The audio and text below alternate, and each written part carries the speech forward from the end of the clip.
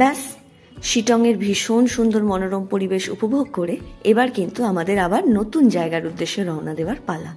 যারা বুঝতে পারছো না আমি কি বলছি, তারা অবশ্যই আমার লাস্ট ভ্লগগুলো কিন্তু চেক করে নিও, তাহলেই বুঝতে পারবে আমরা কোথায় ঘুরতে এসেছি আর কি নিয়ে কথা বলছি।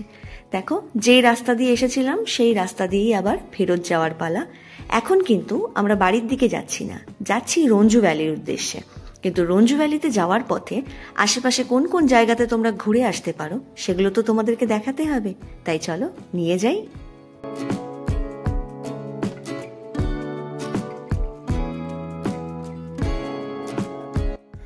চলে এসেছি আমরা শিটংয়ের থাম গ্রামের কাছে অবস্থিত আপার ঘেলেতারের একমাত্র লেপচা মনেস্ট্রিতে।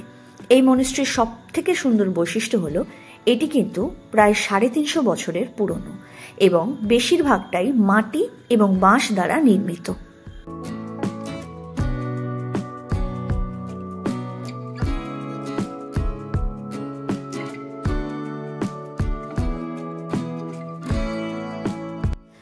মাটি দিয়ে তৈরি ঐতিহ্যবাহী এই মনাস্ট্রিতে প্রবেশ করা মাত্র বেদির মাঝখানে যাকে তোমরা মধ্যমণি হয়ে বসে থাকতে দেখছো, তিনি হলেন গুরু রিনপোচে এবং তার পাশেই বসে রয়েছেন স্বয়ং ভগবান বুদ্ধ।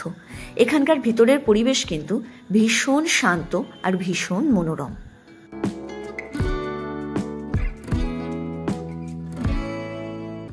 এখানে এসে অর্ধেক সময় আমার ফুল দেখতে দেখতেই কেটে গেছে গো। দেখো, জংলি ফুল, কিন্তু তারও কি অদ্ভুত সুন্দর একটা বৈশিষ্ট্য আছে।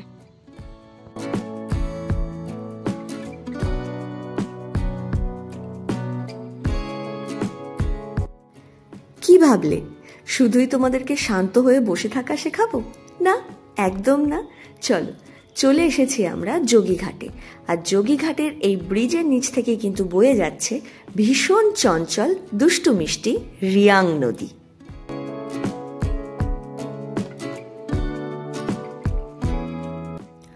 তোমরাও যদি আমাদের মতন গাড়ি বুক করেই ঘুরতে চাও, তাহলে কিন্তু ডেসক্রিপশন বক্সে আমি সমস্ত ডিটেলস প্রোভাইড করে দেব। সেখান থেকেই তোমরা সমস্ত ডিটেলস চেক করে নিজেদের সুবিধা মতন যোগাযোগ করে নিতে পারো গাড়ির ড্রাইভার দাদাদের সাথে।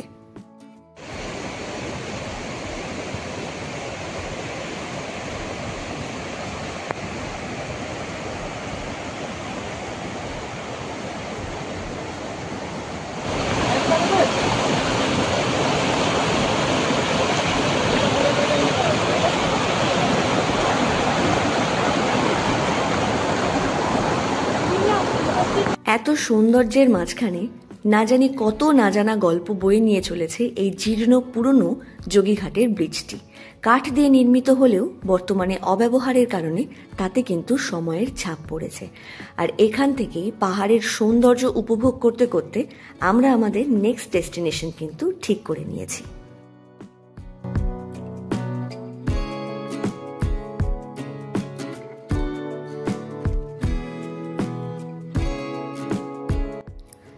আমাদের ডেস্টিনেশনটি হলো মংপো, যেখানে 9ই মে 1940 খ্রিস্টাব্দে স্বয়ং রবীন্দ্রনাথ শ্রীমতী মৈত্রেয়ী দেবীর বাড়িতে বসে নিজের 80তম জন্মদিন কিন্তু পালন করেছিলেন। আর না জানি এখানে বসে তিনি কত গল্প আর গান রচনা করেছিলেন।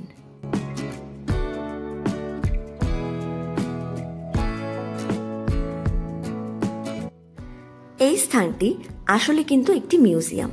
এখানে রবীন্দ্রনাথ ঠাকুরের শোয়ার বিছানা থেকে শুরু করে বসার চেয়ার, টেবিল, ছবি আঁকার রং, তুলি, পেন্সিল সমস্ত কিছুই সংরক্ষণ করে রাখা আছে। কিন্তু যেহেতু মিউজিয়ামের ভেতরে ক্যামেরা অ্যালাউড নয়, তাই আমি ভেতরের জিনিসপত্র তোমাদেরকে দেখাতে না পারলেও অবশ্যই বলবো একবার কিন্তু নিজেদের ঘোরার লিস্টে এই জায়গাটিকে তোমরা রেখো, কারণ ভীষণ ভীষণ সুন্দর এই জায়গাটি। ব্যাস, তাহলে আমরা রওনা হয়ে যাই এবার রঞ্জু ভ্যালির উদ্দেশ্যে। তোমরা কিন্তু খুব ভালো থেকো। দেখা হচ্ছে পরের ব্লগে। অনেক আদো আদো। টাটা।